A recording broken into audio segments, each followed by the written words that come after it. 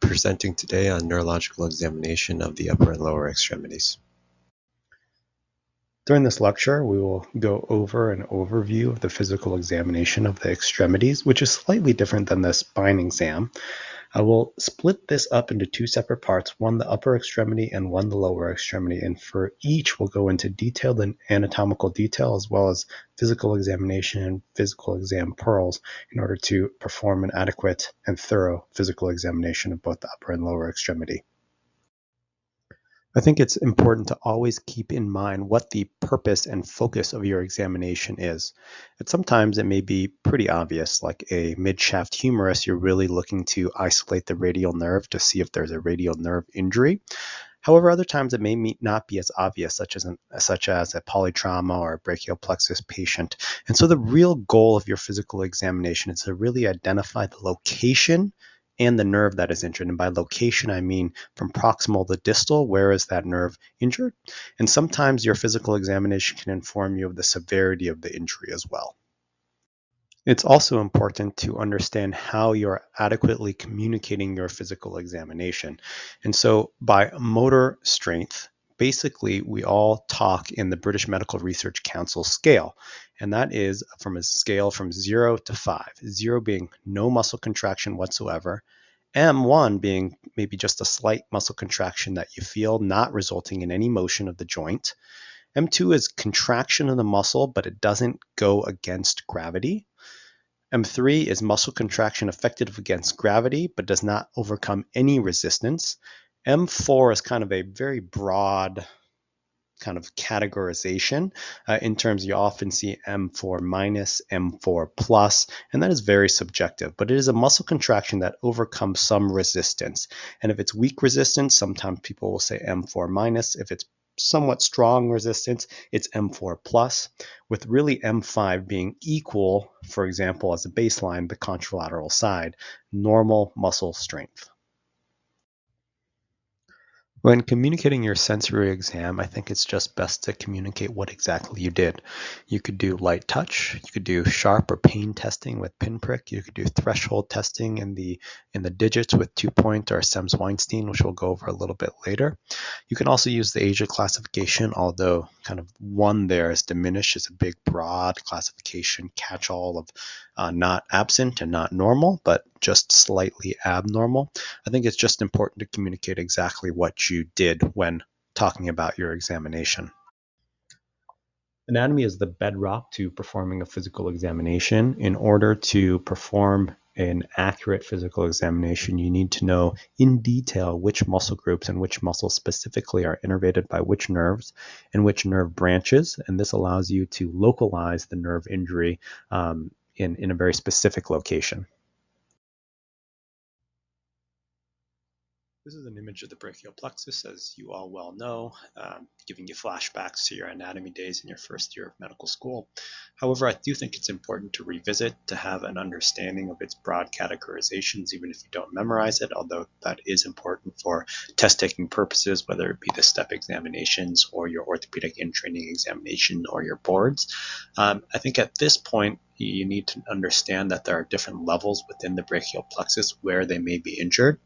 The more proximal and what makes up the brachial plexus are the nerve roots from C5 to T1, followed by the upper, middle, and lower trunks.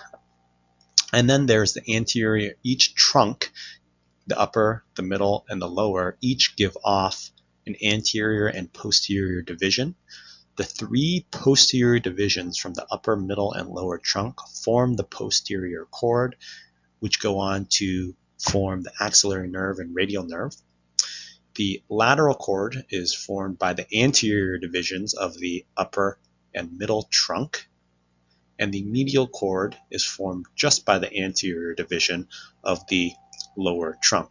Now, the lateral, posterior, and medial cords are named so based on how they lie within the axilla around the axillary artery and eventually give off the nerve branches, the median, ulnar, musculocutaneous nerve, and so on and so forth. And so it's just important to know these levels, and a mnemonic is on the left there of the screen, Randy Travis drinks cold beer, relating to the roots, trunks, divisions, cord, and branches of the brachial plexus.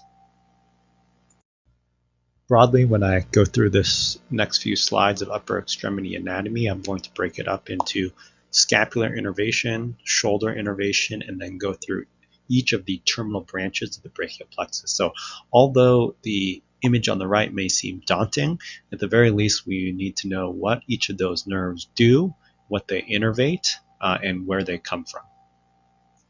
Starting off with the scapular innervation, the spinal accessory nerve is actually a cranial nerve not coming off of the brachial plexus.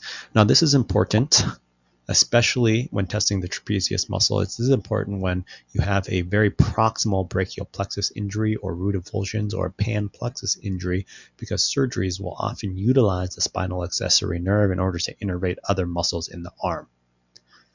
The dorsal scapular nerve comes off of the C5 nerve root and innervates the rhomboids and gives some scapular retraction.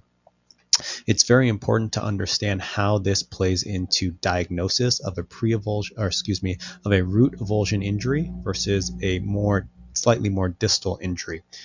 With a root avulsion injury where the C5 root is pulled out of the spinal cord, you would not expect your rhomboids to be intact.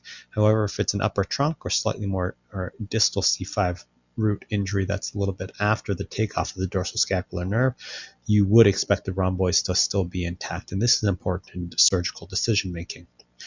And then obviously there's a nerve that we talk about that's a long thoracic nerve that innervates the serratus anterior, and we talk about scapular winging in this case, which we'll go over a little bit later. And these come off the C5, 6, and 7 nerve roots. For the innervation of the muscles about the shoulder, it's maybe a little bit to take in, and so I think you may have to sit here and absorb this slide a bit more than me just talking through it. However, it's important to understand which nerves innervate which muscles, number one, and then number two, understanding how each of these muscles move the shoulder in order to test them. So that's going to be very important, and we'll go through that on the physical examination, how to test each of these muscles, understanding which nerves might be injured if one of these muscle groups is out versus an injury to the muscle itself. And so just kind of going through this slide, the suprascapular nerve as well as the upper and lower subscapular nerves, those are the ones that innervate the rotator cuff muscles. In terms of internal rotation, we have the thoracodorsal nerve innervating the latissimus dorsi, as well as the medial and lateral pectoral nerves innervating the pec major and the pec minor. Moving along, next we're going to briefly touch on each of the terminal branches of the brachial plexus. The first one being the axillary nerve. The axillary nerve comes off the posterior cord and traverses into the posterior shoulder through the quadrangular space, bordered by the teres minor superiorly, the teres major inferiorly, the triceps, the long head of the triceps medially, and the humerus laterally. And you can see in this depiction here, it traverses this space with the posterior circumflex humerus artery. It gives us a branch to the teres minor and then continues around, giving off cutaneous branches to the shoulder as well as innervating the three heads of the deltoid muscle. The teres minor is an external rotator, and as we all know, the deltoid performs shoulder abduction. In order to test the axillary nerve, it's mostly the lateral upper arm sensation, and it can get fooled because there are other cutaneous nerves in this area, and so you have to test right over, maybe just distal to the acromion, a few centimeters distal to the acromion is really where the area that the axillary nerve provides the innervation sensory-wise. Continuing to move down the arm, the musculocutaneous nerve comes off of the lateral cord. It pierces the coracobrachialis muscle as it traverses into the medial upper arm.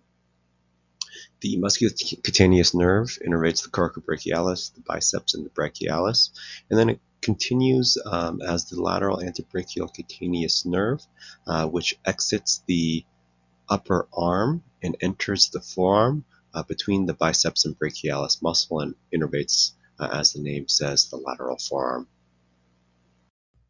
Next, the radial nerve, which comes off of the posterior cord. It enters the posterior arm through the triangular interval, which is just distal to teres major. As it courses around it, it goes along the posterior aspect of the humerus in the spinal groove, and it continues distally, and it pierces the intermuscular septum from posterior to anterior and enters the forearm between the brachioradialis and the brachialis. Here in this area, it gives us its terminal branches of the superficial radial nerve, which is largely sensory, and the posterior interosseous nerve. As the radial nerve courses along the arm, it innervates a series of muscles. Obviously, the first muscle it innervates is the three heads of the triceps, and it runs down into the forearm and innervates the proper radial nerve, innervates the brachioradialis as well as the extensor carpi radialis longus. The ECRB is usually innervated by the radial nerve proper via its own branch, but can have various innervation, including a branch off the superficial radial nerve. In terms of the posterior interosseous nerve, you can see the list of muscles that it innervates. When we think about reconstruction for posterior interosseous nerve, we think about finger MP extension as well as thumb extension as as what's needed for reconstruction. And when thinking about radial nerve injuries, we talk about them generally in high and low radial nerve injuries, and this is something you should be testing for. High radial nerve injuries include a wrist drop, so no innervation or injury to the radial nerve above the branches of the ECRL and ECRB. When we talk about a low radial nerve injury, we're mostly talking about a isolated posterior interosseous nerve injury. Moving along, the median nerve is made up of contributions from both the medial and lateral cord. As it courses through the upper arm, it goes with the brachial artery, and then as it enters the forearm, it dies between the two heads of the pronator and enters underneath the FDS arch. As it courses on the FDS underbelly between the FDS and FTP muscles, and emerges in the distal forearm, where it gives off a branch of the palmar cutaneous branch about 5 to 6 centimeters proximal to the distal wrist crease, and then enters the carpal tunnel. Branches of the median nerve, motor branches of the median nerve include the anterior interosseous nerve, as well as the recurrent motor branch. With regards to the muscles that the median nerve innervates, the proper median nerve, as it courses through the forearm, innervates the pronator teres, flexor carpi radialis, palmaris longus, as well as the flexor digitorum superficialis. The anterior interosseous nerve, which comes off the median nerve in the proximal forearm, innervates the deep muscles of the forearm, the FPL, as well as the FDP, or flexor digitorum profundus, to the index and long finger. We also have the recurrent motor branch, which innervates 3 of the thenar muscles in the thumb, as well as the distal and terminal branches, which provide sensation, as we all know, to the radial 3 digits, as well as half of the ring finger, when we'll show a schematic of that in a second, as well as the radial 2 lumbricals to the index and long finger.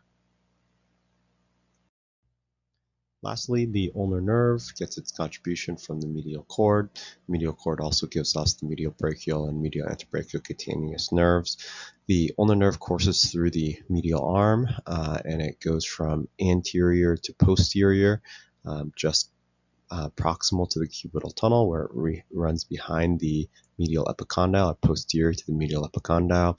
It enters the forearm between the two heads of the SCU, or flexor carpi ulnaris muscle belly. In the mid-forearm, it meets up with the ulnar artery and courses through Guillen's canal to innervate the distal hand muscles.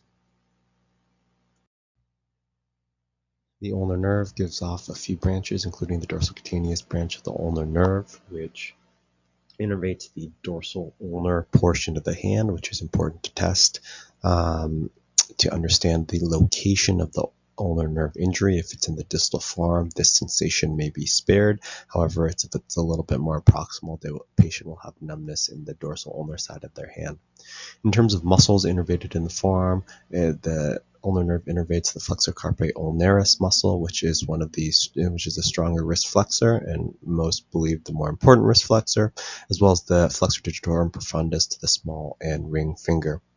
Now, the ulnar nerve innervates most of the intrinsic muscles of the hand, including the hypothenars, the dorsal and palmar interosseous muscles, the 2 ulnar lumbricals to the small and to the ring finger, as well as the adductor pollicis muscle, and commonly the deep head of the flexor pollicis brevis. With regards to testing sensation in the hand, I think most of you will know this. The schematic here, the ring finger is often variable. However, in general, the ulnar nerve innervates in terms of sensation to the small and half of the ring finger, while the median nerve here is in blue. And what we did not touch upon is the radial nerve. You really test sensation for the superficial radial nerve in the dorsal first web space between the thumb and the index finger. Without further ado, we'll move into the upper extremity exam after that whirlwind tour of upper extremity anatomy. I think the most important, or one of the most important things about the upper extremity exam is that you need to, and any physical exam really is, you need to see what you are testing. So you need to see the muscles you are testing, and they need to be exposed. You need to see the joints that are moving. So what does that mean? I think that you have to have either a tank top or no shirt or whatever makes the patient comfortable, where you're able to still visualize the whole shoulder, your kind of upper back, trapezius, etc., as well as the arm that you are testing. Now, as I mentioned before, oftentimes as you do an upper extremity exam, you are kind of doing more of a focused examination. Unless there's a more proximal injury, you may not go through all of the things that I'm going to talk about in the upper extremity exam in a systematic fashion. However, I'll go through how I do kind of more of a systematic exam of the full upper extremity here. I think it was with any exam, as we're taught in medical school, is to start with inspection. I think this is particularly important for your neurologic exam. And the beauty of it, most of the time you have the ability to look at the contralateral side to understand what the differences are between the two sides if you have any doubts. So you have to look both posterior and anterior. So I usually have the patient either face me and then turn around and face the wall. And note any areas of atrophy. This is particularly obvious kind of around the shoulder, posterior shoulder, and for our supraspinatus wasting or any wasting of the deltoid. I note areas of atrophy in the hand. It's going to be pretty obvious with intrinsic atrophy. How do they hold what are the resting posture? Do they have a claw hand, wrist drop? Are they in a sling? Can they not bend their elbow? Things like that can focus your examination. And then looking at the hand itself, understanding the difference between sweat patterns and dry skin. If their ulnar two digits are very dry compared to their median digits, obviously that will point you to a more focused examination of the ulnar nerve, for example. After we do our inspection, I usually move on to the sensory exam. Inspection can be, 5 seconds or so. You'd be very quick, and the more you do it, obviously, the quicker you'll get.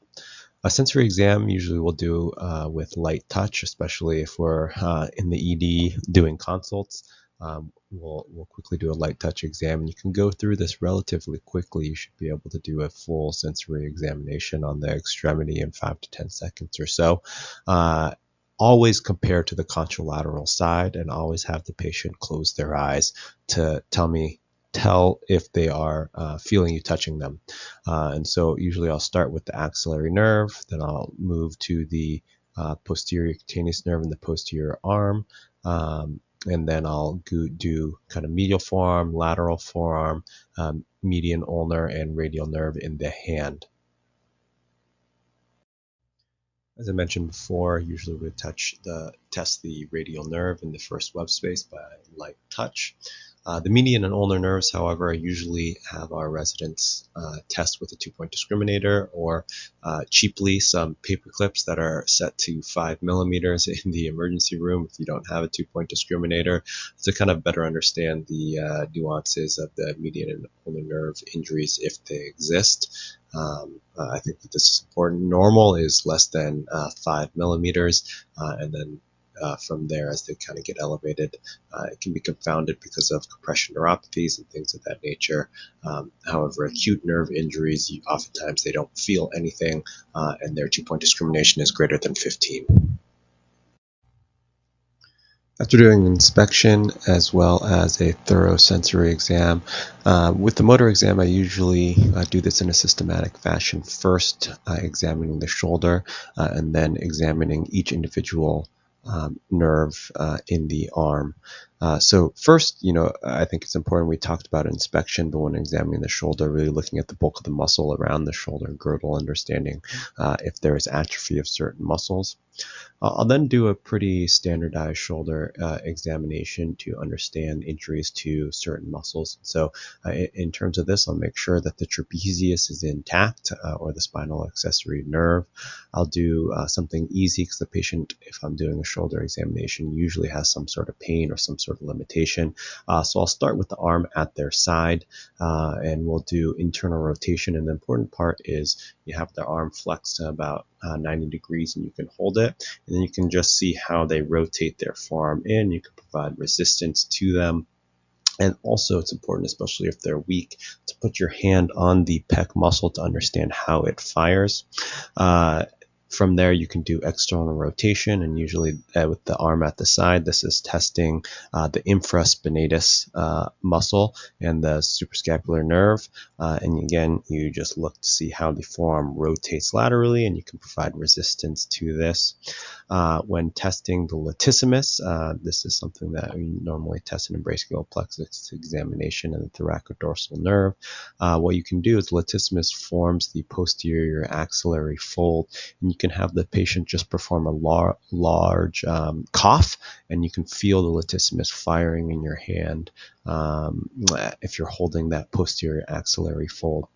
Next, after we kind of do everything with the arm at the side, we'll start testing some of the muscles with the arm in abduction. We'll try to get the patient to abduct their arm and forward flex and actually feel the deltoid muscle firing, and then obviously providing resistance to understand how strong it is.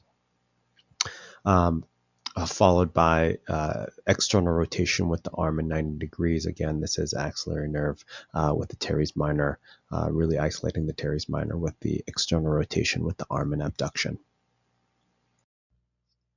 In terms of special tests for the shoulder, although not as clinically common, but often tested upon, is scapular winging. And so in order to test for this, I'll have the patient press against the wall.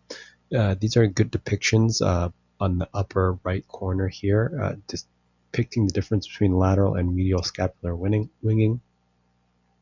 Lateral scapular winging is really a trapezius dysfunction or spinal accessory nerve dysfunction. The trapezius attaches and inserts onto the medial aspect of the scapula, and you can imagine if that muscle is not working, the scapula will drift laterally, as shown in the image on the left. This is slightly different than medial scapular winging, which is probably the most commonly tested on, which is a serratus anterior dysfunction or a lateral thoracic nerve injury. You can see here that actually the trapezius is intact, pulling the scapula medially. And what's happening is that the serratus anterior is not holding that scapula against the chest wall as it should be. So it's almost a more prominent medial border there. And you can see that image on the right. Once I'm done with the shoulder examination, I'll go ahead and test each of the brachial plexus branches. And so the first one I normally test is the musculocutaneous nerve. And as you think back to our anatomy, the musculocutaneous nerve innervates the biceps as well as the brachialis. And so I'll usually try to isolate each of these. And so biceps is your main supinator of the forearm. And so I'll place the forearm in approximately 90 degrees and try to get them to put a palm up or supinate their forearm from a neutral position with resistance and feel the biceps muscle firing. I'll test elbow flexion both in supination and in pronation. I think it's important to isolate both the brachialis and the biceps muscle. Next, what I'll do is commonly test the radial nerve, and I think you have to assess both for high and low radial nerve injuries. Essentially, what we'll start with is I'll start with having the patient lay down to test anti-gravity triceps function.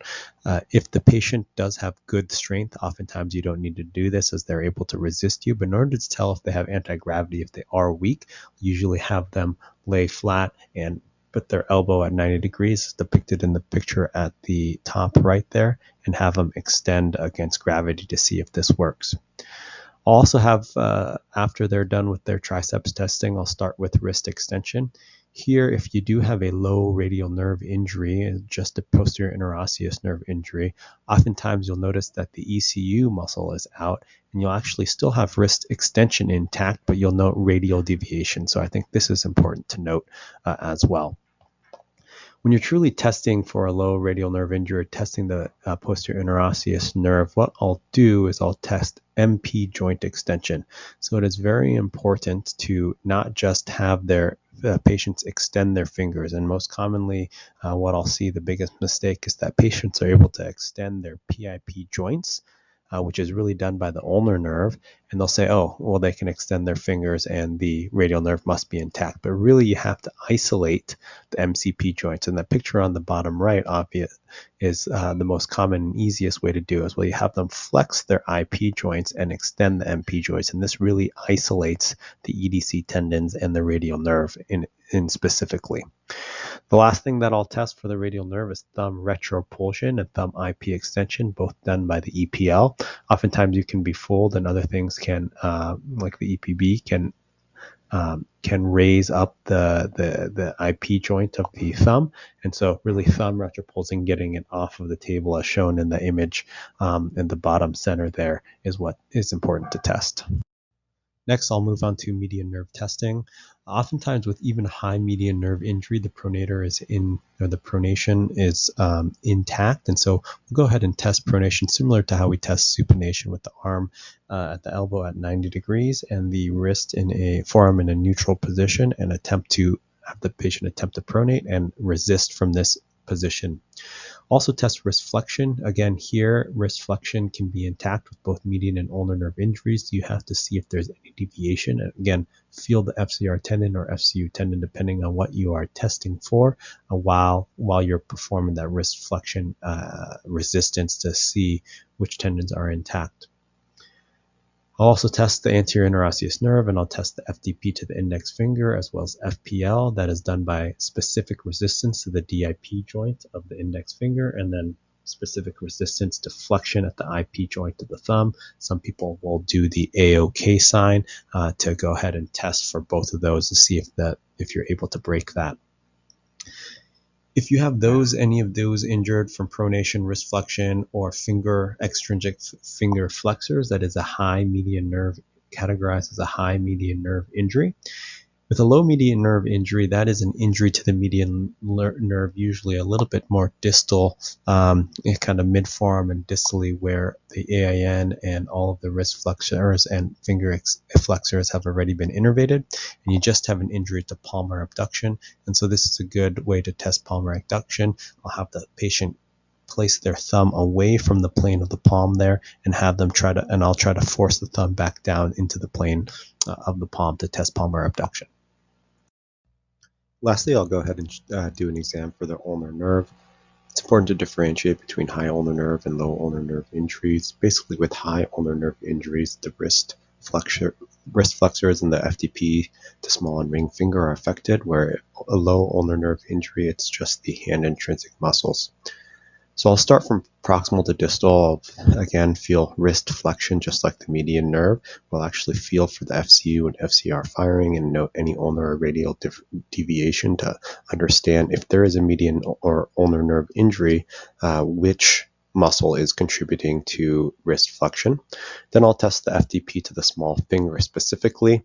I'll hold the PIP joint strength of the small finger, have them flex the DIP down, and then have them resist. If they're unable to flex the DIP down at all, you're worried about an injury. Lastly, I'll go ahead and do a hand intrinsic examination. I'll start with the first dorsal interosseous. It's depicted in the top right there. The patient should have good muscle bulk, no wasting, and I'll ask them to spread their fingers out nice and wide, like in that picture in the top right, and try to push their index finger towards their long finger, and they should resist you, and you should be able to see a nice muscle bulk from the FDI. I'll in general test finger abduction and adduction, and then note if any deformities are present, such as a claw deformity, which is really hyperextension at the MP joints and flexion at the PIP joints, and that's because the ulnar intrinsic muscles are not able to extend at the IP joint, which is their main role, and flexion at the MP joint. And it's just the EDC tendons that are hyperactive, pulling the MCP joints into hyperextension. This concludes the section on upper extremity anatomy and physical examination. Just as a recap, inspection and sensory exam are key as they are in any physical examination. It's super important to understand the anatomy and innervation and the different levels of injury that can occur in each of the peripheral nerves. And it's important to keep in mind that often you're not doing as detailed of an examination as I just went through with each of those specific muscles that are being tested. Often you're doing a more focused examination in the trauma setting. And so being able to do an exam quickly, such as elbow flexion and extension, understanding that's the radial nerve and the musculocutaneous nerve, wrist flexion, wrist extension, being able to see that's, again, the radial nerve and the median and ulnar nerves, finger flexion, specifically the FDP to the index and the small finger to test for the anterior interosseous nerve and the median nerve, and then your intrinsic exam for the ulnar and median nerve. And you can do this relatively quickly if you're just looking at some of the main motor for each of the specific peripheral nerves to ensure that's intact. And a more focused and detailed examination can be done after the acute trauma setting. Next, we'll pivot to the lower extremity and talk about lower extremity anatomy in some detail before moving on to the lower extremity examination. With regards to the lower extremity anatomy, I'll break it up into the nerves that innervate the muscles surrounding the hip, and then go through each of the terminal branches that innervate the muscles of the thigh and the lower leg. For the hip, we have the superior gluteal nerve, which innervates the gluteus medius and minimus, which are responsible for hip abduction. We have the inferior gluteal nerve, which innervates the gluteus maximus, which we all know is important for hip extension. We have the obturator nerve that innervates the adductor muscles of the thigh, which adducts the hip. The last nerve to act on the hip joint would be the femoral nerve, as it innervates the iliopsoas muscle, which acts as a flexor of the hip. The femoral nerve is a little bit more than that, as it courses into the anterior thigh just lateral to the femoral artery. It is responsible for innervating the quadriceps femoris and the sartorius, and it ends in the saphenous nerve distally, as we know, innervates the medial lower leg, the anterior thigh, and the medial ankle, which we commonly test for. The sciatic nerve traverses the posterior thigh and enters the posterior thigh underneath the piriformis muscle. It usually courses under the long head of the biceps femoris and enters into the popliteal fossa to give off the common peroneal nerve and the tibial nerve distally, which we'll go over in the next few slides. The sciatic nerve proper innervates the biceps femoris muscle as well as the semitendinosus and semimembranosus, and really acts as a knee flexor. The common peroneal nerve branches from the sciatic nerve, and this branch point can be pretty variable. It can occur higher up in the thigh, or it can occur lower down towards the popliteal fossa, which is depicted in most textbooks. The common peroneal nerve then runs posterior to the biceps tendon as it courses into the lower leg and courses around the fibular neck. The common peroneal nerve will branch into the superficial and deep peroneal nerves, which is the deep peroneal nerve innervates the anterior leg compartments, and the superficial peroneal nerve innervates the lateral leg compartments. The sensation is different for both the superficial and deep peroneal nerves. As we all know, the superficial peroneal nerve innervates the dorsum of the foot, while the deep peroneal nerve innervates that first web space. The branches, as we just talked about, are the superficial and deep peroneal nerves, and they also gives off the lateral cerulocutaneous nerve, which meets up with the medial cerulocutaneous nerve from the tibial nerve to form the sural nerve proper. Lastly, the tibial nerve will be the continuation of the sciatic nerve after it gives off the branch to the common peroneal nerve. The tibial nerve will enter the popliteal fossa, running with the popliteal artery, and run deep to the gastroc and soleus muscle. It'll of course put into the down the leg to the posterior medial ankle between FDL and FHL tendons. The tibial nerve innervates the posterior compartment of the legs, and you can see all the muscles it innervates there, mostly toe flexors, posterior tib, and plantar flexors of the ankle.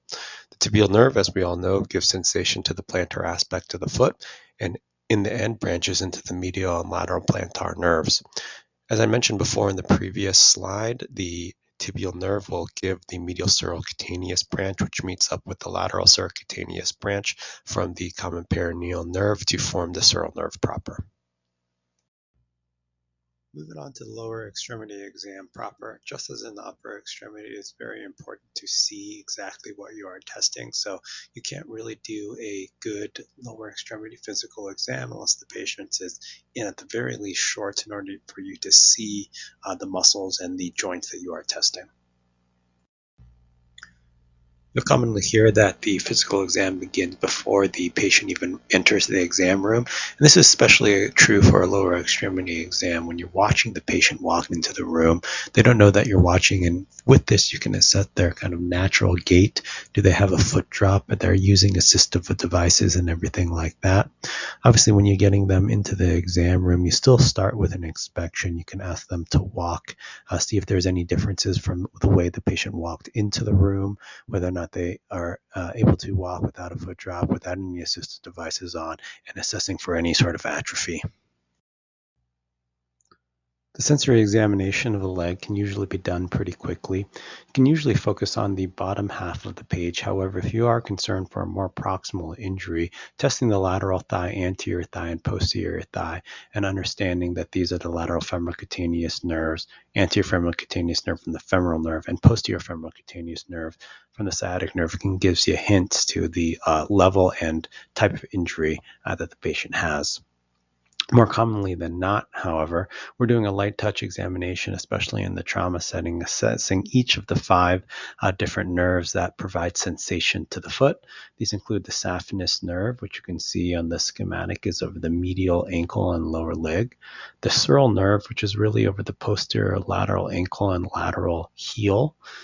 The dorsum of the foot largely is innervated by the superficial peroneal nerve, while the first web space is really just the deep peroneal nerve. And lastly, the plantar foot, which is the tibial nerve. It's very important to assess for monofilament testing, especially in a diabetic patient if we're worried about any sensory disturbances, especially in acute fractures that may inform our care, depending on how their sensation is on the plantar aspect of their foot, and if we're worried about any sort of neuropathy.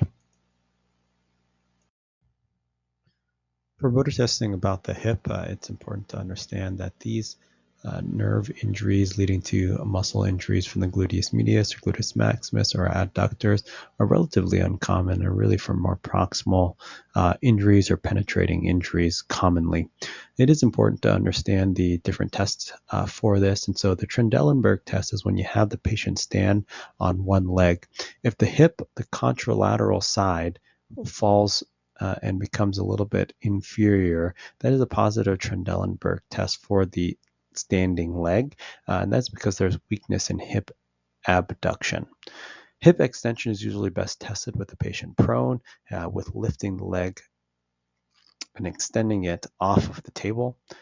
Usually I'll test hip adduction with the patient sitting up on the bed and asking them to bring their legs together, and I'll usually either put a fist between their knees in order to kind of understand their strength and then provide some resistance for the patient. With regards to the major motor nerves in the thigh and their action on the knee, we can easily test both the femoral and sciatic nerves very quickly. First, the femoral nerve can be tested with hip flexion. And again, I usually have the patient seated with the edge of the exam table with their feet dangling off of the edge of the bed and not able to touch the ground. We elevate it just enough. First, I'll start with hip flexion, and with the hip already flexed, I'll just ask them to lift their leg off of the bed and provide some resistance on the anterior thigh to hip flexion. With regards to knee flexion and knee extension, again, I'll have them fully extend their knee and then ask them to flex. And as in this picture, we'll provide some resistance to that knee flexion. And always test the contralateral side in order to understand how strong they are at baseline. Lastly, from usually that bent knee position at approximately 90 degrees, I'll go ahead and ask them to extend their leg while providing resistance to knee extension. And this will test both the femoral and sciatic nerves relatively quickly and their innervation of the thigh muscles. Next, I'll move on to tibial nerve testing. And when I do test the tibial nerve, I usually start with plantar flexion. and that is firing of the gastrocnemius and soleus. And so just as in the previous slide, I'll have the patient on the exam table lifted so the foot is not touching the ground, and ask them to step on the gas pedal and provide some resistance. If we're looking to look at some of the nuances of plantar flexion strength and you're worried just about subtle weaknesses, you can ask them to go ahead and get on their tippy toes on each of their legs to see if they're able to support their body weight with the foot plantar flexed. Next, I'll test the posterior tibialis, and this is best tested with the ankle and plantar flexion, as you can be fooled as the anterior tibialis can contribute to inversion when the ankle is neutral. Lastly, I'll go ahead and test the FHL and toe flexion, which completes the motor testing of the tibial nerve. Next, I'll go ahead and test the superficial peroneal nerve, which innervates the lateral compartment muscles, which is the peroneus longus and brevis. These act on the ankle and foot with eversion. The peroneus brevis inserts onto the base of the fifth metatarsal, and this is mostly an everter.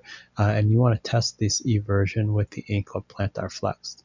The peroneus longus is not only an everter, but it is a plantar flexor of the foot as well, as it inserts onto the base of the first metatarsal.